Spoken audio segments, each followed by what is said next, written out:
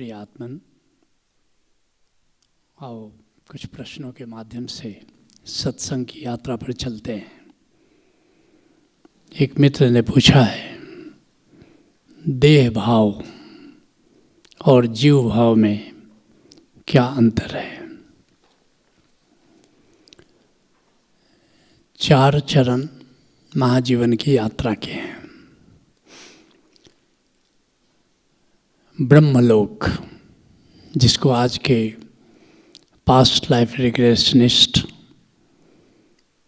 जिसमें Michael Newton मुख्य हैं, जिनकी 3 अद्भुत किताबें इस विषय पर हैं, journey of soul, destiny of soul and life between lifes. कहते हैं अपने ये अनुभवों के आधार पर सैकड़ों लोगों को वे ले गए हिप्नोसिस में, और उनके जो अनुभव हुए उसके आधार पर उन्होंने बताया कि 3 लोक हैं, ब्रह्मलोक, शिवलोक, विष्णुलोक। ब्रह्मलोक में बीजात्मा का सृजन होता है। कैसे सृजन होता है? जैसे कुम्हार बर्तन बनाता है, उसके लिए मिट्टी का गिलावा बनाता है, माटी और पानी को सान कर। ऐसे ही पंच तत्व की माटी और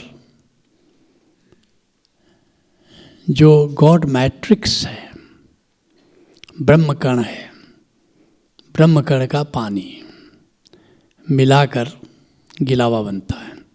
ब्रह्मलोक में केवल एक तत्व है, 4 तत्व नहीं है। पृथ्वी तत्व, जल तत्व, अग्नि तत्व, वायु तत्व, ये ब्रह्मलोक में नहीं है, ये पृथ्वी लोक में है।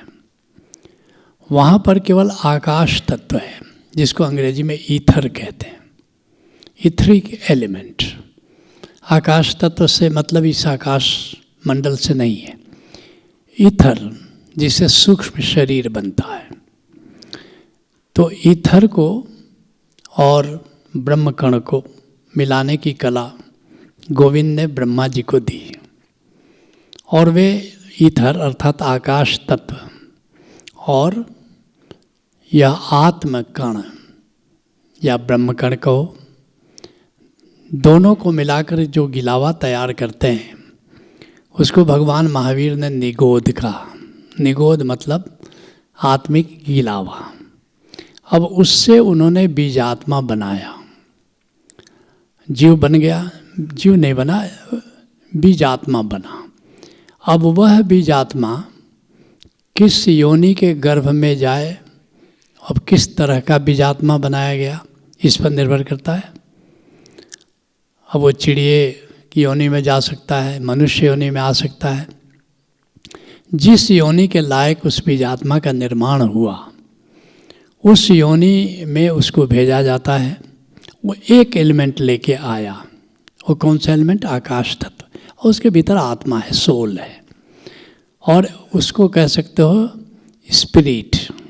स्पिरिट आया, बीजात्मा अर्थात सीड स्पिरिट। अंग्रेजी में कहना चाहोगे तो कहोगे सीड स्पिरिट।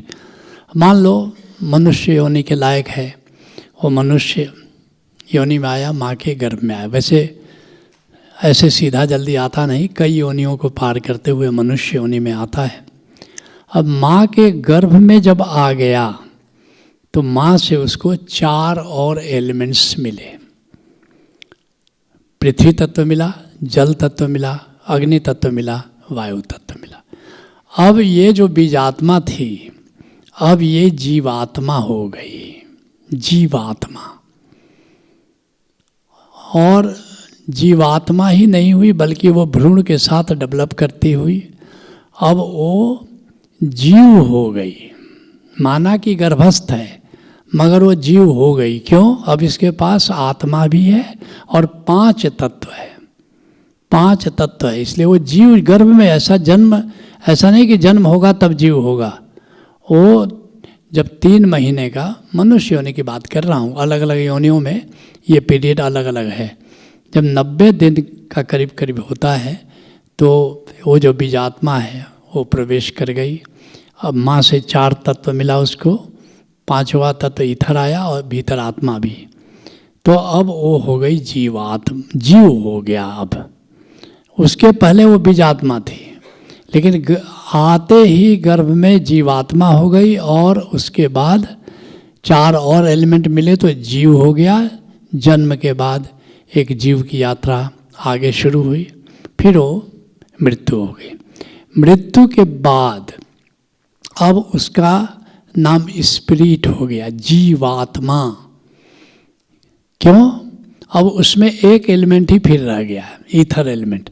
बाकी 4 यहीं, पृथ्वी तत्व, जल तत्व, वायु तत्व, अग्नि तत्व तो यहीं मिल गए, पृथ्वी के वातावरण में मिल गए।